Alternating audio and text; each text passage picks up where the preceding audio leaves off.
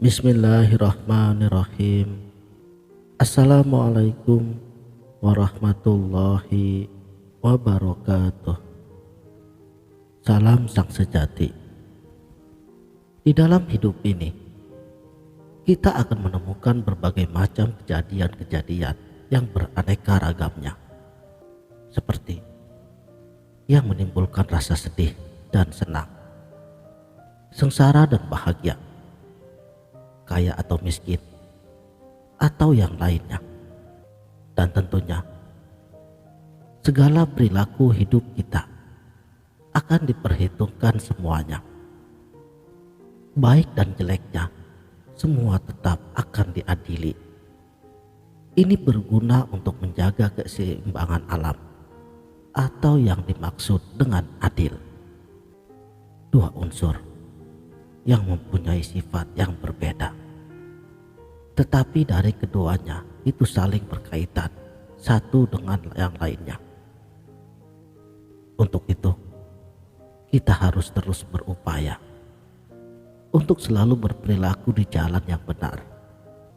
Tuhan telah memberikan segala fasilitas kepada diri kita supaya dimanfaatkan dengan sebaik-baiknya. Silahkan saja berbuat baik ataupun berbuat jelek. Tetapi ingat, semua akan menerima balasan dari hasil perbuatan diri kita sendiri. Untuk itu, aturan-aturan hidup ada sebagai pengatur dan sebagai pengadilan. Aturan-aturan itu memang tidak tertulis di buku ataupun di kitab-kitab, tetapi ia tertulis di alam. Para ahli, mereka menyebutnya dengan hukum alam. Hukum alam yang hakimnya tidak bisa disogok dengan uang. Hukum akan diperingat apabila pelakunya bertobat dan tidak melakukan kesalahan lagi. Pengadilan ini mengadili perbuatan manusia. Dalam istilahnya, siapa yang menabur angin, maka akan menuai badai.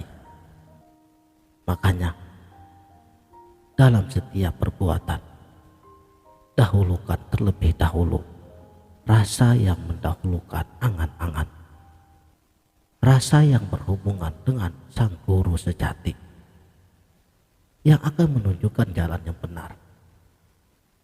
Tapi dalam pencapaian rasa sejati harus melampaui tempaan kehidupan yang bermacam-macam dengan sadar dan kesabaran. Karena Tuhan menyayangi orang yang sabar, seperti halnya mengambil hikmah di sebalik kejadian hidup. Seperti ketika seseorang meminum jamu, ia akan tahu manfaatnya setelah ia meminumnya. Atau di sebalik orang yang makan sambal, mereka baru tahu hikmahnya setelah memakannya. Jadi semua hukum sebab akibat akan selalu ada dan selalu beriringan satu dengan yang lainnya. Dalam tahap ini, wajib bagi kita menggunakan rasa pengrasa yang halus. Jangan menggunakan alam pikir seperti kita di bangku sekolah, karena ini sudah masuk sekolah alam. Kita dihadapkan dengan kenyataan hidup dan langsung praktek. Tidak lagi menggunakan teori yang berbelit-belit. Ketabahan dan kesabaran adalah kunci utamanya.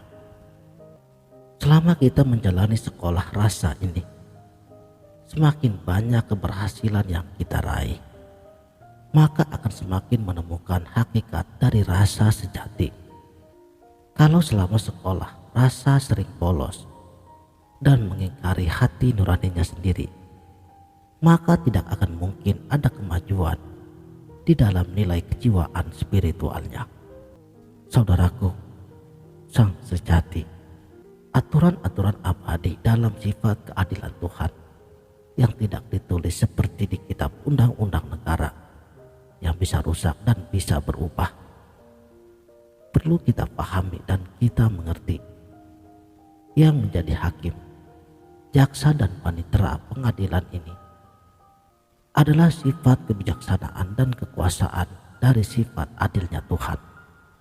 Pengadilan alam ini bertempat di hati sanubari kita yang paling dalam, pada setiap diri kita.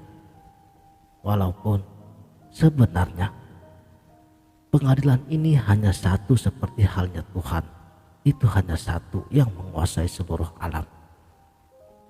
Tuhan yang maha mengetahui dan maha melihat, mengetahui semua perbuatan manusia setiap saat dan setiap waktu, yang dilakukan secara lahiriah dan batiniah. Maka jalannya pengadilan ini jelas berbeda dengan pengadilan manusia yang harus mengumpulkan bukti, diperiksa, dan dicari bukti kesalahannya. Cara kerja pengadilan alam ini tidak seperti tersebut, karena tidak ada tawar-menawar lagi dan hukumnya bersifat mutlak.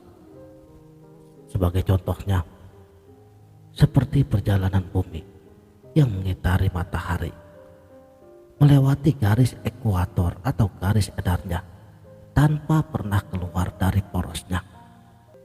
Sedangkan matahari dengan adilnya tetap menyinari dan meratakan daya panasnya kepada alam seisinya, tentunya dengan kekuasaan Tuhan.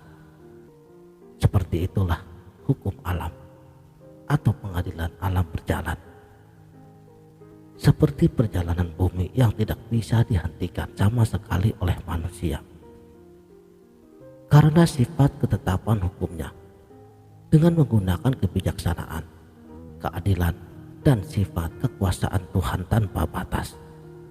Keputusan hukum, aturan-aturan alam, atau pengadilan gaib, ada yang diterima di kehidupan sekarang, dan ada pula yang masih digantung untuk diterima dalam kehidupan selanjutnya.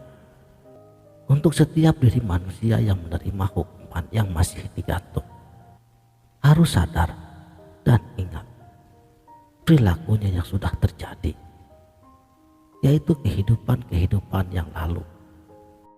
Tidak sedikit mereka yang tidak mengerti penyebab yang membuat mereka menerima kesengsaraan dalam hidupnya. Tapi kalau sudah menyadari akan perilakunya, ada tahap-tahapan dan cara yang harus dilakukan untuk bertobat dengan didasari pengorbanan suci dan tidak akan mengulangi perbuatan jelek lagi. Seperti bermacam-macam kesengsaraan yang sudah kamu terima, terimalah dengan rasa sadar dan ikhlas. Dan kamu wajib melakukan daya upaya menurut kemampuan dirimu. Diibaratkan seperti orang yang sakit, ia harus terus berusaha mencari obatnya. Jadi, semua dosa tebuslah dengan pengorbanan suci, yaitu dengan cara melakukan budi dharma dengan sarana memberikan kebaikan dan menolong antar sesama makhluk Allah. Tentunya menurut kadar kemampuannya, yang didasari daripada rasa kasih dan sayang, bukan karena mempunyai rasa pamrih. Pemberian kebajikan tidak semata-mata berwujud harta benda. Ada kalanya dengan tenaga ataupun ide-ide atau pikiran. Kalau perlu, rela berkorban jiwa raganya dengan rasa ikhlas untuk mengentaskan kesengsaraan orang yang ditolongnya. Pasrah dengan kekuatan iman, yaitu sejatinya percaya kepada Sang Maha Pengampun dengan kesucian hati. Di dalam hatinya harus selalu minta ampun dan minta dikuatkan dalam menjalani pengadilan alam atau pengadilan Tuhan. Perilakunya harus lebih baik lagi dan disertai dengan keikhlasan. Sekianlah, mudah-mudahan video ini dapat bermanfaat. Wabillahi taufik wal hidayah. Wassalamualaikum warahmatullahi wabarakatuh.